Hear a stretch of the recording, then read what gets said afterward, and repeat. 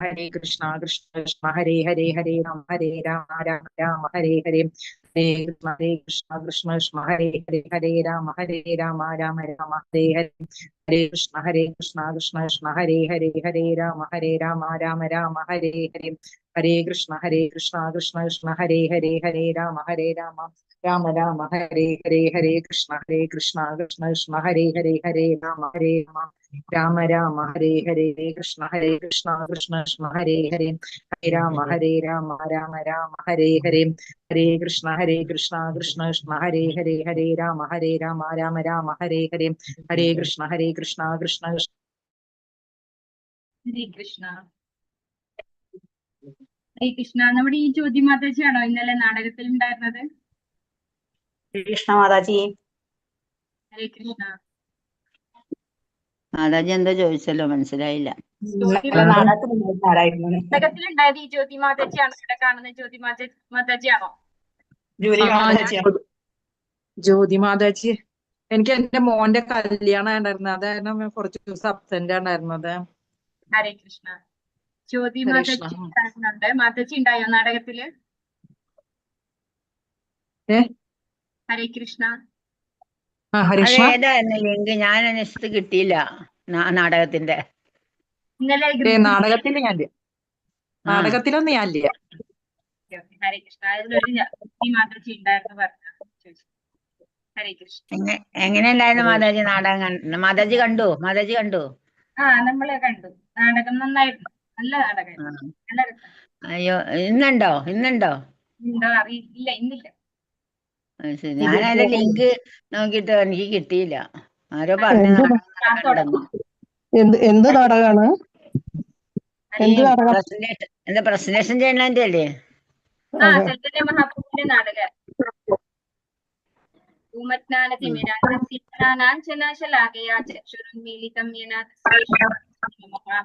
ശ്രീ ചൈതന്യ മനോഭീഷ്ടം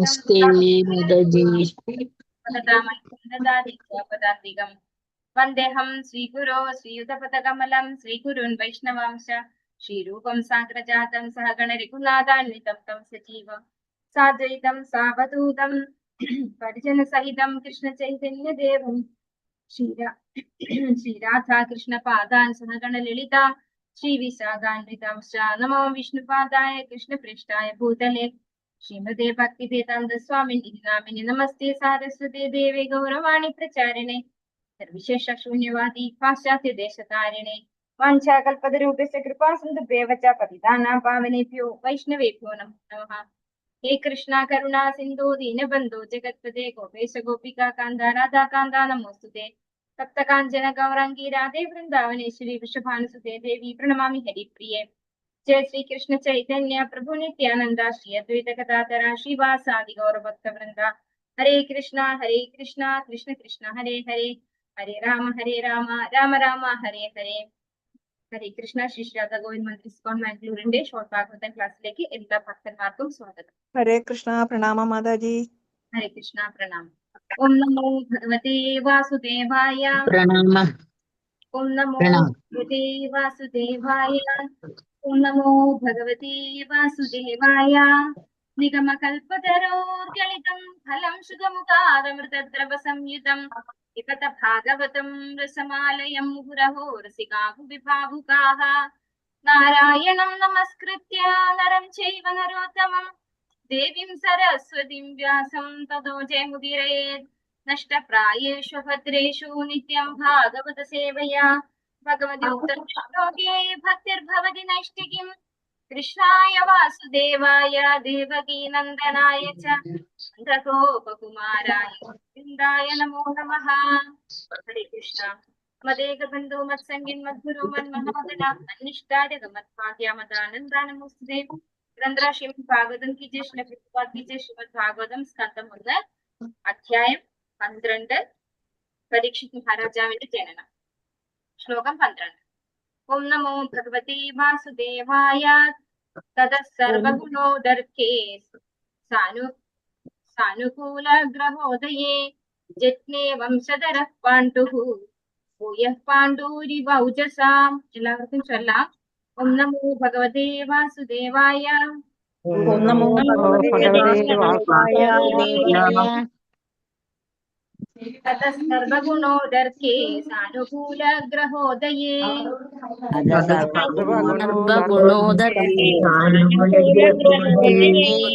ഗ്രഹോദയാഃ जज्ञेर्वंशधरः पाण्डोः भूयः पाण्डूरिव ऊजसा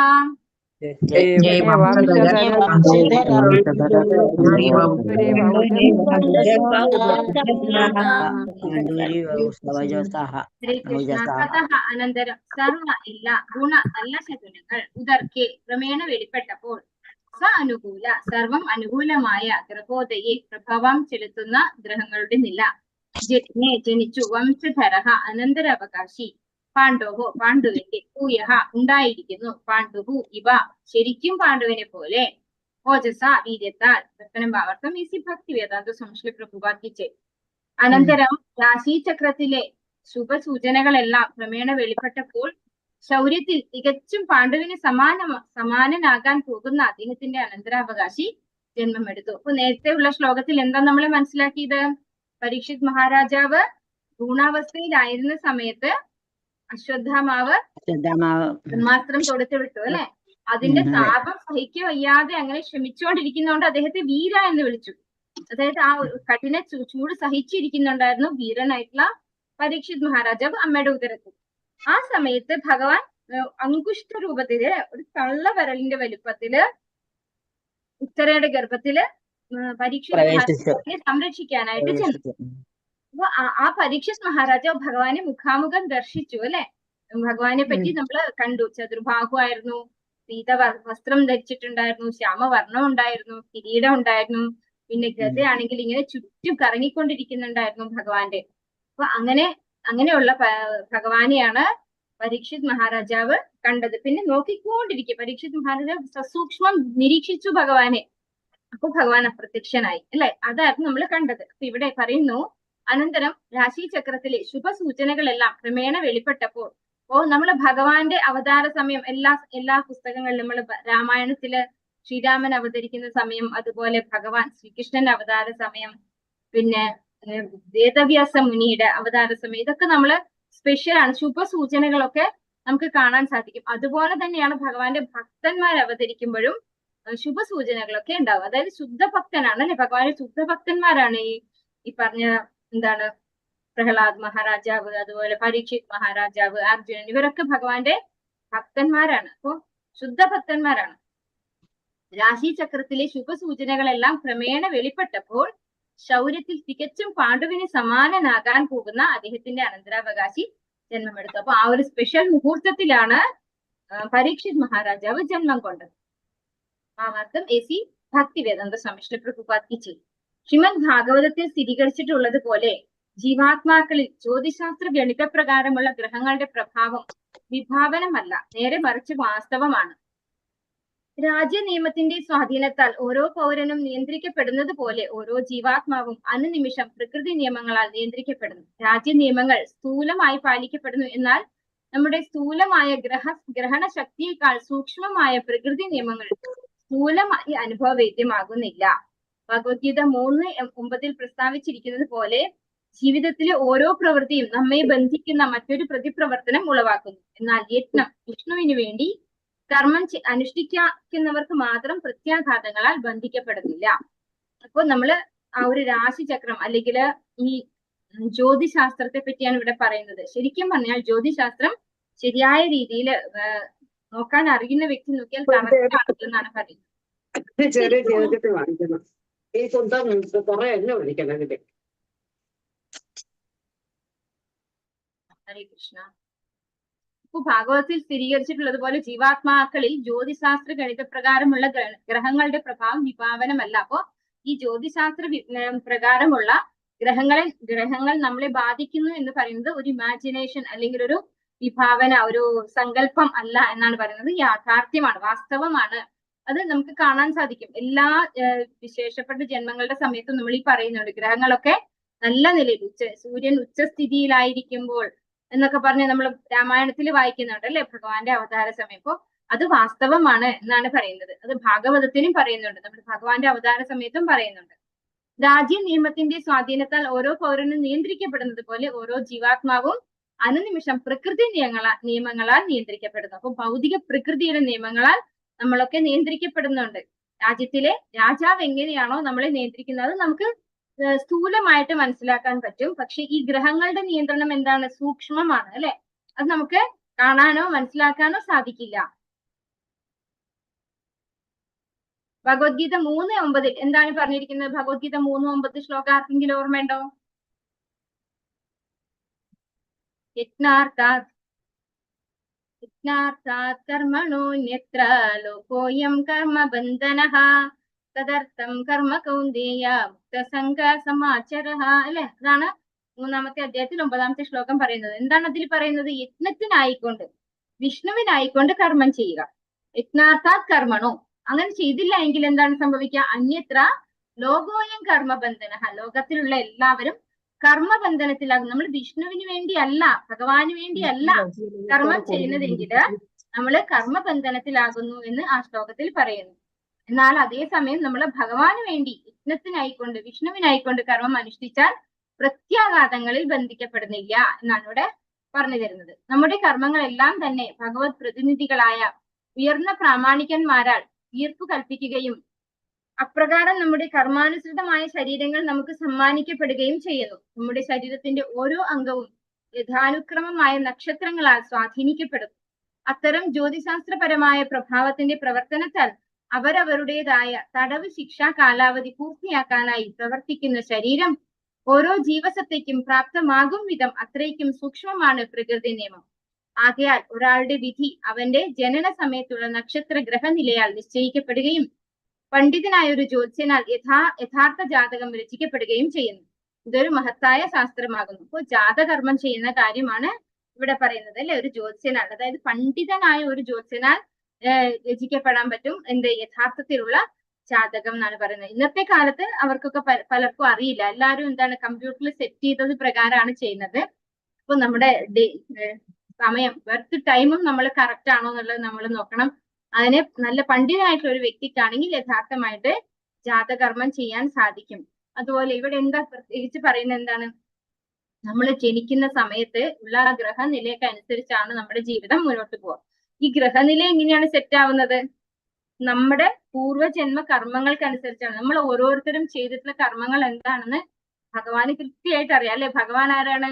ഉപദ്രഷ്ട അനുമന്ത. നമ്മുടെ ഹൃദയത്തിൽ ഇരുന്നുകൊണ്ട് ഭഗവാൻ നമ്മൾ എന്തൊക്കെ ചെയ്യുന്നുണ്ടോ ഒക്കെ കാണുന്നുണ്ട് അല്ലെ? നമുക്ക് ചിലപ്പോ ഇതിൽ വിശ്വാസമില്ല. നമ്മള് പൂർവ്വജന്മം ഉണ്ടോ? ഉണ്ടെങ്കിൽ തന്നെ എന്തുകൊണ്ടാണ് നമുക്കത് ഓർമ്മയില്ലാത്തത്? നമ്മൾ പണ്ട് ചെയ്ത കാര്യങ്ങൾ എന്തിനാണ് നമുക്ക് ഇപ്പൊ വരുന്നത്? അങ്ങനെ നമുക്ക് വരാൻ പറ്റുള്ളൂ. കാരണം എന്തുകൊണ്ടാണ്? ഭഗവാന്റെ മക്കളാണ് നമ്മൾ എല്ലാവരും. ഭഗവാൻ ആരെയും പണിഷ് ചെയ്യാൻ ഇഷ്ടമല്ല അല്ലെ? പക്ഷെ നമുക്ക് ഭഗവാന്റെ നിയന്ത്രണത്തിൽ ഇരിക്കാനും ഇഷ്ടമല്ല. ഇന്നത്തെ കാലത്തെ കുട്ടികൾ കാണാം, അച്ഛനമ്മമാര് പറഞ്ഞ ഒട്ടും അനുസരിക്കില്ല അല്ലെ? അവർക്ക് സ്വാതന്ത്ര്യം വേണം. ഇതുപോലെ നമ്മളും സ്വാതന്ത്ര്യം വേണം, ഭഗവാനിൽ നിന്ന് മുക്തി വേണം. ഭഗവാൻ നമ്മുടെ കാര്യങ്ങളൊന്നും ഇടപെടണ്ട എന്ന് വിചാരിച്ചുകൊണ്ട് നമ്മൾ ഒരുപാട് ജന്മങ്ങൾ ജീവിച്ചിട്ടുണ്ട്. ആ ജീവിച്ചപ്പോഴൊക്കെ നമ്മൾ ചെയ്തിരിക്കുന്ന കർമ്മങ്ങളാണ് നമ്മളുടെ ജീവിതത്തിലെ ഓരോ നന്മയും തിന്മയും ആയിട്ട് വന്നിരിക്കുന്നത്. നമ്മൾ ഇന്ന് അനുഭവിക്കുന്നതൊക്കെയും അതിന്റെ റിസൾട്ടാണ്. അപ്പൊ അത് ചിന്തിച്ചു കഴിഞ്ഞാൽ, ശരിക്കും ഒന്ന് അനലൈസ് ചെയ്ത് കഴിഞ്ഞാൽ നമുക്ക് മനസ്സിലാവും. ഒരുപാട് ബുദ്ധിമുട്ടുന്ന സഫർ ചെയ്യുന്ന കുട്ടികൾ കാണും അല്ലെ? അപ്പൊ ആ കുട്ടികൾ ഈ ജന്മത്തിൽ തെറ്റ് ചെയ്തിട്ടുണ്ടാവില്ല. അപ്പൊ അവർക്ക് എന്തുകൊണ്ടാണ് ഭഗവാൻ അങ്ങനെ ഒരു ശിക്ഷ കൊടുക്കുന്നത്? ഭഗവാൻ ആർക്കെങ്കിലും ശിക്ഷ അല്ലെങ്കിൽ ഉപദ്രവിക്കുമോ ആരെങ്കിലും? ഇല്ല അല്ലെ? അപ്പൊ നമ്മൾ ചെയ്ത കർമ്മങ്ങളാണ് നമ്മളെ ഹോണ്ട് ചെയ്യുന്നത്, അല്ലാതെ ഭഗവാനല്ല. അത് നമ്മള് സൂക്ഷ്മ നിരീക്ഷണം നടത്തിയാൽ നമുക്ക് ശരിക്കും മനസ്സിലാവും. നമ്മള് ബ്ലൈൻഡ് ആയിട്ട് ഇല്ല, അങ്ങനെയൊന്നും ഇല്ല എന്ന് വിചാരിച്ചാൽ നമുക്ക് മനസ്സിലാക്കാൻ ബുദ്ധിമുട്ടായിരിക്കും. പക്ഷെ യഥാർത്ഥത്തിൽ നമ്മൾ മനസ്സിലാക്കിയ നമ്മുടെ കർമ്മങ്ങൾ തന്നെയാണ് നമ്മളെ ബുദ്ധിമുട്ടിക്കുന്നത്. നമ്മൾ അത്തരത്തിൽ ഒരു ശരീരത്തിലേക്ക് ഷിഫ്റ്റ് ചെയ്താണ് നമ്മളെ ബുദ്ധിമുട്ട് അനുഭവിക്കുന്നത്. ഒരു ശാസ്ത്രത്തിന്റെ ദുർവിനിയോഗം അതിനെ നിരുപയോഗ്യമാക്കി തീർക്കുന്നില്ല. മഹാരാജാവ് പരീക്ഷിത്തും പരമദിവ്യോത്തമ പുരുഷനായ ഭഗവാൻ പോലും ശ്രേഷ്ഠ താരാഗണങ്ങൾ പ്രത്യേക രീതിയിൽ ഒത്തുനിൽക്കുമ്പോഴാണ് ആവിർഭവിക്കുന്നത്. അപ്രകാരം ഒരു ശുഭമുഹൂർത്തത്തിൽ ജാതമായ ശരീരത്തിൽ അതിന്റെ സ്വാധീനം ചെലുത്തപ്പെടുന്നു. ഭൗതിക ലോകത്തിൽ ഭഗവാൻ അവതരിക്കുമ്പോഴാണ് അത്യന്തം മംഗളകരമായ നക്ഷത്രഗണങ്ങളുടെ സംയോഗം സംജാതമാകുന്നത്. ആയതിനാൽ അതിനെ സവിശേഷമായി ജയന്തി എന്ന് വിശേഷിപ്പിക്കുന്നു. മറ്റൊരു കാര്യത്തിനായി ഈ വാക്ക് ദുർവിനിയോഗം ചെയ്യരുത്. അപ്പൊ ഇവിടെ എന്താ പറയുന്നത്? ഒരു ശാസ്ത്രത്തിന്റെ ദുർവിനിയോഗം എന്ന് പറയുന്നത് എന്താണ്? ജ്യോതിശാസ്ത്രത്തെ കുറിച്ചാണ് ഇവിടെ പറയുന്നത്. അതിനെ നിരുപയോഗ്യമാക്കി തീർക്കില്ല. അതായത് ജ്യോതിശാസ്ത്രത്തിനെ ഉപയോഗശൂന്യമായിട്ട് കാണേണ്ടതില്ല. അത് യഥാർത്ഥ രീതിയിൽ പഠിച്ച ഒരു പണ്ഡിതനായ വ്യക്തിക്ക് അതെന്താണ് കറക്റ്റ് ആയിട്ട് ആ വ്യക്തിയുടെ ജാതകർമ്മം ചെയ്യാൻ സാധിക്കും. ഇന്നത്തെ കാലത്ത് അത്തരത്തിലുള്ള ആളുകൾ കുറഞ്ഞു പോയതുകൊണ്ട്, ഇല്ലാതായി പോയതുകൊണ്ടാണ് നമുക്കതില് വിശ്വാസം ഇല്ലാതെയാവുന്നത് അല്ലെ. ഓരോ ജ്യോത്സ്യരും ഓരോ രീതിയിൽ പറയുന്നത് കാണാം നമുക്ക്. അപ്പോ ഇവിടെ പറയുന്നു, പരമദിവ്യോത്തമ പുരുഷനായ ഭഗവാൻ അവതരിക്കുമ്പോഴും ഈ താരാഗണങ്ങളൊക്കെ പ്രത്യേക രീതിയിൽ വന്നു. കാര്യം എന്തുകൊണ്ടാണ്? ഭഗവാൻ അതിനെ കൺട്രോൾ ചെയ്യാൻ പറ്റും അല്ലെ. ഭഗവാൻ അതിന്റെയൊക്കെ അതീതനാണ്. അപ്പോ ഭക്തന്മാരുടെ കാര്യത്തിൽ എങ്ങനെയാ അത് സാധിക്കുന്നത്? അവരുടെ കാര്യത്തിലും ഭഗവാൻ ഇടപെടും അല്ലെ. ഭഗവാൻ അപ്പോഴും എന്ത് ചെയ്യും? ഈ താരാഗണങ്ങളെയൊക്കെ കൺട്രോൾ ചെയ്യും. അപ്പൊ അവര് അവതരിക്കുന്ന സമയവും എന്താണ്? ഇതുപോലെ സ്പെഷ്യൽ മുഹൂർത്തമായിരിക്കും. എല്ലാ ഗ്രഹങ്ങളും ശ്രേഷ്ഠമായ രീതിയിൽ ഒത്തുചേരുന്ന രീതിയിലുള്ള ഒരു സമയത്തായിരിക്കും ഭക്തന്മാരും ഭഗവാന്റെ ശുദ്ധ ഭക്തന്മാരും അവതരിക്കുന്നത്. അപ്രകാരം ശുഭമുഹൂർത്തമായത്തിൽ ജാതമായ ശരീരത്തിൽ അതിന്റെ സ്വാധീനം ചെലുത്തപ്പെടുന്നു. അപ്പൊ നല്ല നല്ല അനുഭവങ്ങളാണ് അവർക്ക് ഉണ്ടാവുക, നല്ല സൗഭാഗ്യങ്ങളാണ് അവർക്ക് ഉണ്ടാവുക. ഭൗതിക ലോകത്തിൽ ഭഗവാൻ അവതരിക്കുമ്പോഴാണ് അത്യന്തം മംഗളകരമായ നക്ഷത്രങ്ങളുടെ സംയോഗം സംജാതമാകുന്നത്. അതുകൊണ്ട് അതിനെ ജയന്തി, നമ്മളിപ്പോ ഗാന്ധി ജയന്തി, മന്നം ജയന്തി എന്നൊക്കെ പറയല്ലേ. ഇവിടെ എന്താ പറയുന്നത്? ഭഗവാൻ അവതരിക്കുന്ന സമയം, ആ ഒരു മംഗളകരമായ നക്ഷത്രങ്ങളുടെ സംയോഗ മുഹൂർത്തത്തെയാണ് ശരിക്കും ജയന്തി എന്ന് വിശേഷിപ്പിക്കുന്നത്. ആ സമയത്ത് ഭഗവാൻ അവതരിക്കുകയാണ് ചെയ്യുന്നത്. അതിനെ മാത്രമാണ് ജയന്തി എന്ന് പറയേണ്ടത്. മറ്റൊരു കാര്യത്തിനായും ഈ വാക്ക് ദുർവിനിയോഗം ചെയ്യരുത്.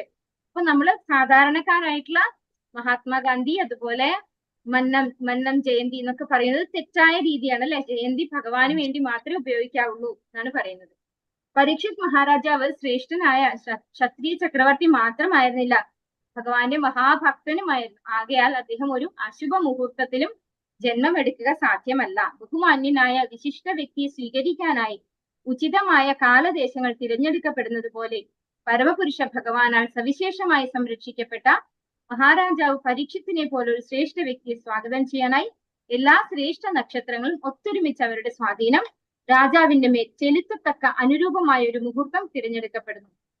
അപ്പോ ഭഗവാന്റെ ഭക്തനെ സ്വീകരിക്കാൻ വേണ്ടിയിട്ടാണ് നക്ഷത്ര സമൂഹങ്ങളൊക്കെ ശ്രേഷ്ഠമായിട്ടുള്ള ഒരു സമയം നോക്കി അവിടെ സന്നിഹിതരായിരിക്കുകയായിരുന്നു. അതായത് ഭഗവാന്റെ ഒരു ശുദ്ധ ഭക്തനാണ്, അദ്ദേഹത്തെ സ്വീകരിക്കുകയാണ് ചെയ്യുന്നത് അവരെ. അപ്പൊ അങ്ങനെയുള്ള ഒരു സമയം തിരഞ്ഞെടുക്കപ്പെടുന്നു അദ്ദേഹത്തിന്റെ ജന്മത്തിനായിട്ട്. അപ്രകാരം ശ്രീമദ് ഭാഗവതത്തിന്റെ ശ്രേഷ്ഠ നായകനായി അറിയപ്പെടാനായി മാത്രം അദ്ദേഹം ജന്മമെടുത്തു.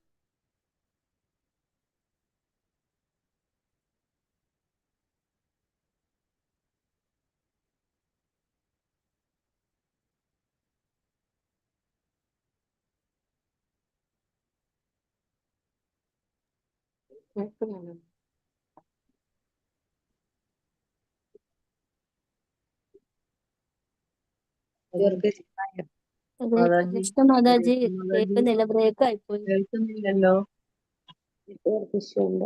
അത് നെറ്റ് ബ്രേക്ക് ആയത്. നെറ്റ് പോയി കാണും. അവിടെ എന്തോ പ്രശ്നം ഉണ്ടാവും. നെറ്റ് ഇഷ്യൂസ് ആക്കും.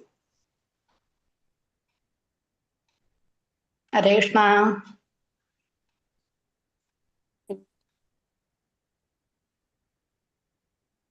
മാതാജി ലീവായി, ഇനി ഒന്നേന്ന് കേറത്തേ ഉള്ളൂ.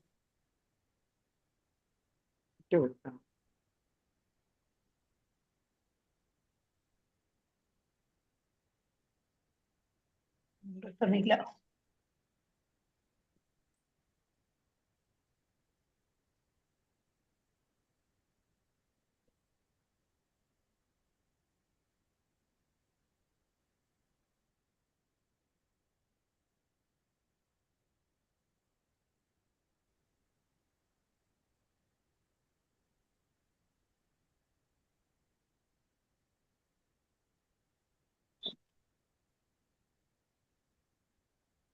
ഹരേ ഹരേ ഹരേ കൃഷ്ണ കൃഷ്ണ കൃഷ്ണ ഹരേ ഹരേ ഹരേ രാമ രാമ രാമ ഹരേ ഹരേ ഹരേ കൃഷ്ണ കൃഷ്ണ കൃഷ്ണ ഹരേ ഹരേ ഹരേ രാമ രാമ രാമ ഹരേ ഹരേ ഹരേ കൃഷ്ണ കൃഷ്ണ കൃഷ്ണ ഹരേ ഹരേ ഹരേ രാമ രാമ രാമ ഹരേ ഹരേ ഹരേ കൃഷ്ണ കൃഷ്ണ കൃഷ്ണ ഹരേ ഹരേ ഹരേ രാമ രാമ രാമ ഹരേ ഹരേ ഹരേ കൃഷ്ണ കൃഷ്ണ കൃഷ്ണ ഹരേ ഹരേ, ഹരേ രാമ രാമ രാമ ഹരേ ഹരേ,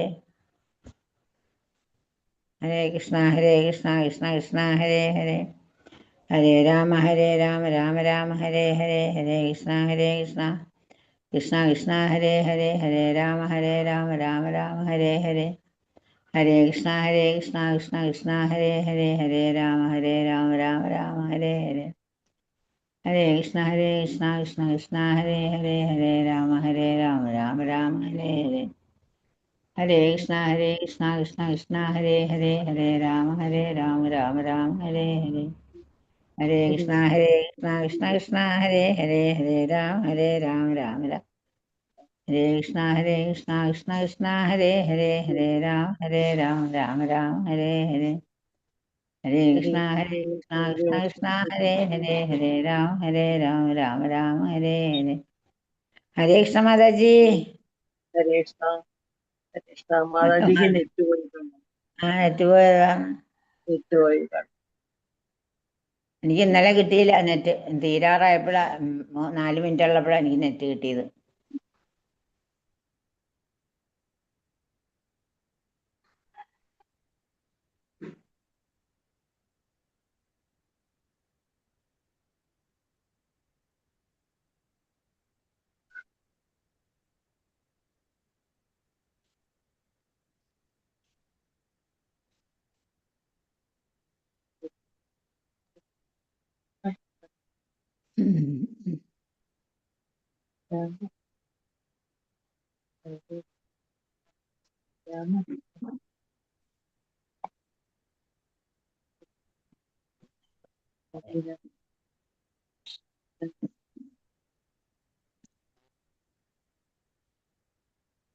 നാൽപ്പത്തെട്ടായി.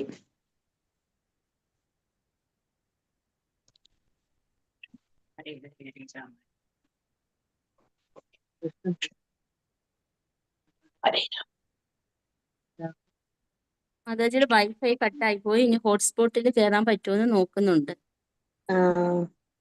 ഹരേ കൃഷ്ണ.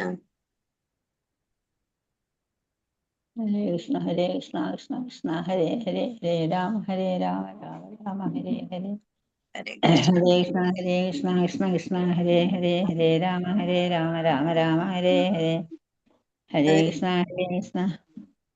കൃഷ്ണ ഹരേ ഹരേ, ഹരേ രാമ രാമ രാമ ഹരേ ഹരേ. ഹരേ കൃഷ്ണ. ജൂലി മാതാജി, പറഞ്ഞ എന്നെ മാതാജി. എന്നെ കോ ഹോസ്റ്റ് ആക്കിയ ഇതിൽ ഹോസ്റ്റ് വന്ന് കിടക്കുന്നു, അതുകൊണ്ടാണ് എന്തോ. അതല്ല മാതാജിയുടെ ഇത് പോയതാ, പിന്നെ വൈഫൈ കട്ടായി പോയി. ഹരേ പിന്നെ കൃഷ്ണ. ഇതില് host ആക്കാം. ആക്കാം മാതാജി. എന്നെ ഇതൊന്ന് ആഡ് ചെയ്യണേ. ഹരേ കൃഷ്ണ ജൂലി മാതാജി.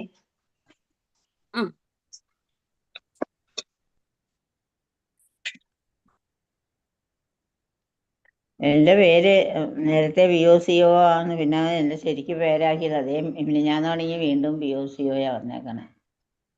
ഇതെങ്ങനെ ശരിയാക്കണേ അറിയില്ല.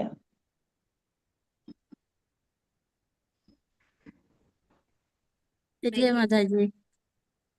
ശരിയാക്കി മാതാജി. ശരിയായി. ഹരേ കൃഷ്ണ മാതാജി. മാതാജി ഞാൻ വീഡിയോ ഓണാക്കുന്ന ഡാറ്റയിലാണ്, എന്റെ വൈഫൈ പോയിട്ട് ക്ലാസ് ജസ്റ്റ് ഈ ശ്ലോകം പരീക്ഷത്തിനെ പോലൊരു ശ്രേഷ്ഠ വ്യക്തിയെ സ്വാഗതം ചെയ്യാനായി എല്ലാ നക്ഷത്രങ്ങളും ഒത്തൊരുമിച്ച് അവരുടെ സ്വാധീനം രാജാവിന്റെ മെച്ചലിക്കത്തക്ക അനുരൂപമായ ഒരു മുഹൂർത്തം തിരഞ്ഞെടുക്കപ്പെടുന്നു. അങ്ങനെയാണ് പരീക്ഷിത് മഹാരാജായുടെ ജനസമയത്ത് എല്ലാ നക്ഷത്രങ്ങളും അദ്ദേഹത്തെ സ്വീകരിക്കാനായിട്ട് അദ്ദേഹത്തിന് നല്ല ഒരു സമയം, നല്ല ഒരു മുഹൂർത്തം ഒരുക്കിയെടുക്കുകയാണ് ചെയ്തത്. അപ്രകാരം ശ്രീമദ് ഭാഗവതത്തിന്റെ ശ്രേഷ്ഠ നായകനായി അറിയപ്പെടാനായി മാത്രം അദ്ദേഹം ജന്മമെടുത്തു. അപ്പൊ ശ്രീമദ് ഭാഗവതത്തിലൂടെ അറിയപ്പെടാൻ വേണ്ടി മാത്രമാണ് പരീക്ഷിത് മഹാരാജാവ് ജന്മമെടുത്തത് എന്ന് പറയുന്നു. ഈ നക്ഷത്രങ്ങളുടെ പ്രഭാവത്തിന്റെ ഉചിത വ്യൂഹം ഒരിക്കലും മാനവേച്ഛയുടെ സൃഷ്ടിയല്ല. അപ്പൊ ഇത് ഒരിക്കലും നമുക്ക് ക്രിയേറ്റ് ചെയ്യാൻ പറ്റില്ല അല്ലെ? ഇത് ആർക്കേ ക്രിയേറ്റ് ചെയ്യാൻ പറ്റുള്ളൂ?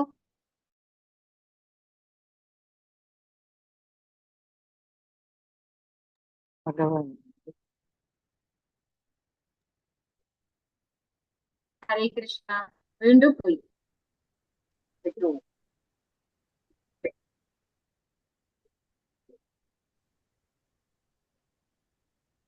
ഗതികേട്. എനിക്ക് ഇന്നലെ കിട്ടിയില്ല നെറ്റ്.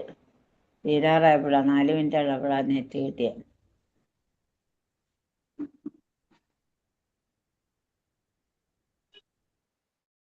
ഈ ഒരു സിസ്റ്റം ഒരിക്കലും നമുക്ക് മനുഷ്യർക്ക് ചെയ്യാൻ സാധിക്കുന്നതല്ല, ഭഗവാന് മാത്രം ചെയ്യാൻ സാധിക്കുള്ളൂ എന്നാണ് പറയുന്നത്.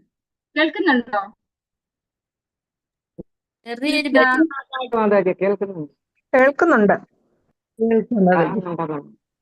നിശ്ചയമായും ജീവാത്മാക്കളുടെ നല്ലതും ചീത്തയുമായ കർമ്മങ്ങൾക്ക് അനുസൃതമായിട്ടാണ് ഈ ക്രമീകരണം സജ്ജമാക്കപ്പെടുന്നത്.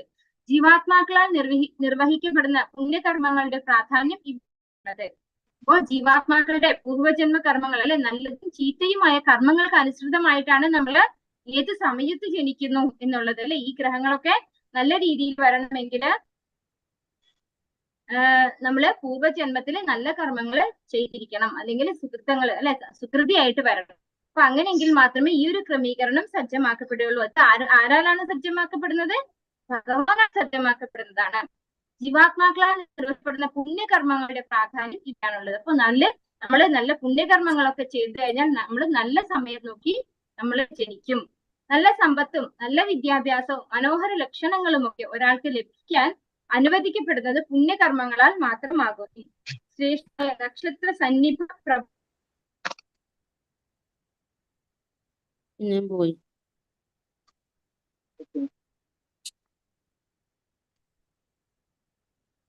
നെറ്റ് പോയി.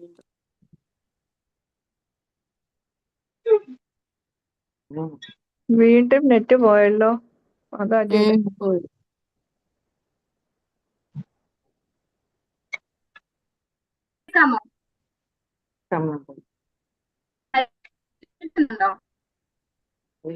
ചെറിയ ബ്രേക്ക് ഉണ്ട് സൗണ്ട് ബ്രേക്ക് ആയി. ഈ ഒരു ശ്ലോകം ഒന്ന് കംപ്ലീറ്റ് ചെയ്യാം. അതെ, എനിക്ക് ഈ ഒരു ശ്ലോകം ചെയ്യാം. അപ്പൊ ഇവിടെ പറയുന്നത് എന്താണ്? നമ്മള് നല്ല സമ്പത്ത്, നല്ല വിദ്യാഭ്യാസം, മനോഹര, അതായത് സുന്ദരം, എന്താ പറയാ, ആകാരം അല്ലെ, നല്ല സൗന്ദര്യമുള്ള ഒരു വ്യക്തിയായിട്ട് ജയിക്കുന്നത്, ഇതൊക്കെ ചെയ്ത പുണ്യകർമ്മങ്ങൾ കൊണ്ടാണ്. ശ്രേഷ്ഠമായ നക്ഷത്ര സന്നിധ പ്രഭാവങ്ങളുടെ മേൽനിലുള്ള അന്തരീക്ഷ സൃഷ്ടിക്ക് അത്യന്തം അനുരൂപമാണ് സനാതന ധർമ്മത്തിലെ സംസ്കാര പ്രക്രിയകൾ. അപ്പോ ഷോഡശ സംസ്കാരം എന്ന് പറയും. അപ്പൊ ആ സംസ്കാരം ഒക്കെ ചെയ്തുകൊണ്ട് ഒരു കുട്ടി ഉണ്ടാവുകയാണ്, അല്ലെങ്കിൽ ഒരു കുട്ടിക്കുന്ന സമയം, ഗർഭസ്ഥ ശിശു ആയിരിക്കുമ്പോൾ മുതല് മരണം വരെ ഉള്ളതാണ് ഷോഡശ സംസ്കാരം എന്ന് പറയുന്നത്. അപ്പൊ അങ്ങനെയുള്ള സംസ്കാരത്തിലൂടെ നമ്മൾ ജീവിക്കുകയാണെങ്കിൽ അതിനെ നമുക്ക് പുണ്യം വർദ്ധിപ്പിക്കാൻ സാധിക്കുന്നത്. നെക്സ്റ്റ് ഒരു ജന്മം കിട്ടുമ്പോൾ ഇത്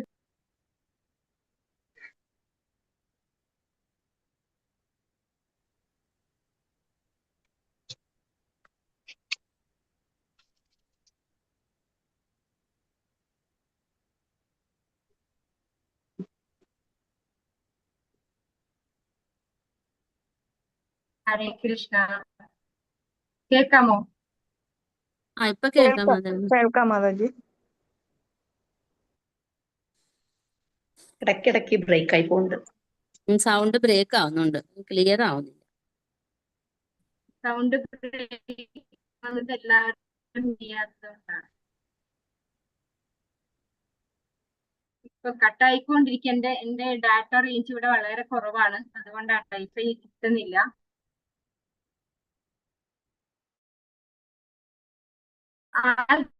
സംസ്കാരം അഥവാ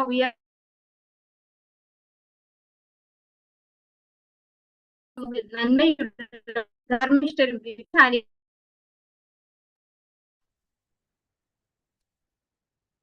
നന്മയുള്ള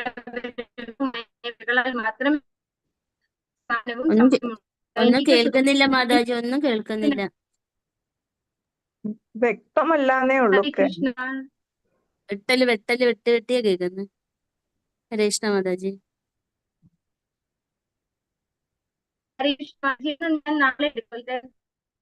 അതെ, നാളെ എടുക്കാം, ഇതാ നല്ലത്. അതെ മാതാജി.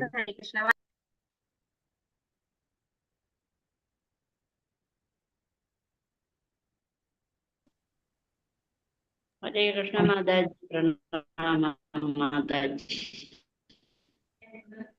ഹരേ കൃഷ്ണ മാതാജി. പിന്നെ ഭാഗവതം ഇൻസ്റ്റാൾമെന്റ് വീട്ടിൽ തരാമെന്ന് പറഞ്ഞില്ലേ, അതെങ്ങനെയാണെന്നൊന്ന് പറയാമോ? അതെ, അങ്ങനെ വേണ്ടെന്നുള്ള ഹരേകൃഷ്ണ മണിപുഷ്പ മാതാജിക്ക് മെസ്സേജ് ഇട്ടാ മതി. എന്തോ കേൾക്കുന്നില്ല. മണിപുഷ്പ മാതാജിയുടെ നമ്പറിലെ മെസ്സേജ് ഇട്ടാ മതി. മാതാജി അതിന്റെ ഡീറ്റെയിൽ പറഞ്ഞു തരും. ഓക്കെ, ശരി മാതാജി.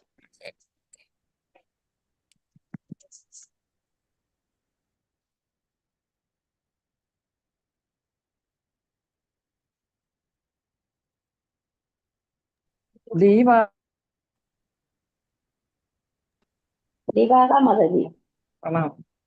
ഹരേ കൃഷ്ണ. നമ്മുടെ ക്ലാസ് കഴിഞ്ഞു. നമുക്ക് മാതാജിക്ക് ലീവ് ആക്കാൻ പറ്റുന്നില്ലായിരിക്കും. നമുക്ക് ഓരോരുത്തർക്ക് ഇറങ്ങാം. അവർക്ക് ലീവ് ആവും, അതേ പറ്റും. ഹരേ കൃഷ്ണ മാതാജി. ഹരേ കൃഷ്ണ.